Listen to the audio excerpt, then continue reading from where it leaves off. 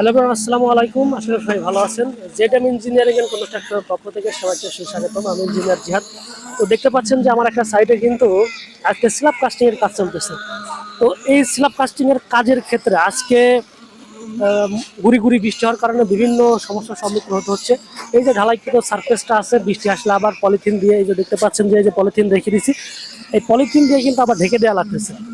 তো যারা ইঞ্জিনিয়ার আছেন এদেরকে একটা বিষয় মাথায় রাখতে হবে যে আমরা যে কনস্ট্রাকশন করতেছি, অর্থাৎ এই যে বিল্ডিংটা তৈরি করতেছি, এইটার ডিজাইন পিরিয়ড কিন্তু 100 বছর ধরে করা। অর্থাৎ এই বিল্ডিংটা কিন্তু 100 বছর অক্ষত অবস্থায় দাঁড়িয়ে থাকবে এবং প্রজন্মের পর প্রজন্ম যারা আছে তারা এই বিল্ডিং কিন্তু বসবাস করবে। তো তাদের সেফটি সিকিউরিটির বিষয় মাথায় রেখে চিন্তা করে কিন্তু আমাদের দক্ষতার সাথে এবং দায়িত্বশীলভাবে কাজগুলো সম্পাদন করতে হবে। এই যে বৃষ্টি হচ্ছে হালকা পাতলা, তো এর মধ্যে আমি যদি ইচ্ছা করতাম বাইরেও যে বসে থাকতে পারতাম বা বিল্ডিং এর নিচে অবস্থান করতে পারতাম, কিন্তু করতেছি না। কারণ কি, আমি যখন এই জায়গা থেকে সরে যাব, কাজের কিন্তু যতটুকু কন্ট্রাক্টরের লোক আছে যারা দ্রুততার সাথে শেষ করার চেষ্টা করে ফাঁকির মাধ্যমে, তো সব কন্ট্রাক্টর তো ফাঁকিবাজ সেটা না।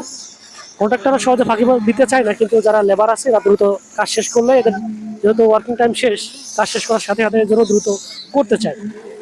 তো যাদের উপর দায়িত্ব অর্পিত থাকবে, অর্থাৎ সে ইঞ্জিনিয়ার হোক, ডাক্তার হোক, বা যে যে পেশার মানুষ হোক, তার উপর যে দায়িত্ব অর্পিত থাকে, সে তার দায়িত্বটা যদি সঠিকভাবে পালন করে তাহলে তার ভবিষ্যতে ভালো কিছু হওয়ার একটা সম্ভাবনা থাকে, এটা আমি বিশ্বাস করি।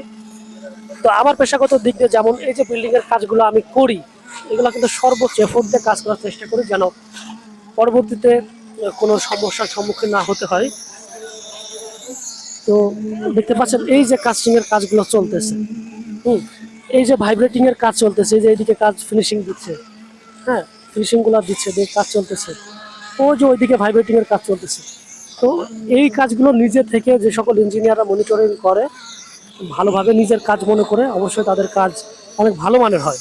আবার অনেকে আছে ফাঁকি দিতে চায়, ফাঁকি দেওয়াটা আসলে ঠিক না। কারণ আমি যেটা মনে করি যে এই যে বিল্ডিংটা তৈরি হতে কস্টিং ল্যান্ড বাদে অ্যারাউন্ড 3 crore বা 3.5 crore বাংলাদেশি টাকা লাগবে। তো 3.5 কোটি 3 কোটি টাকা যদি একটা বিল্ডিং এর পিছনে খরচ হয়, একটা মানুষের কিন্তু সারা জীবনের অর্জিত সম্পদ, এটা কিন্তু আমাদের উপরে দায়িত্ব দেয়। এটা কিন্তু একটা আমানত হিসেবে কিন্তু আমাদেরকে গ্রহণ করতে হয়।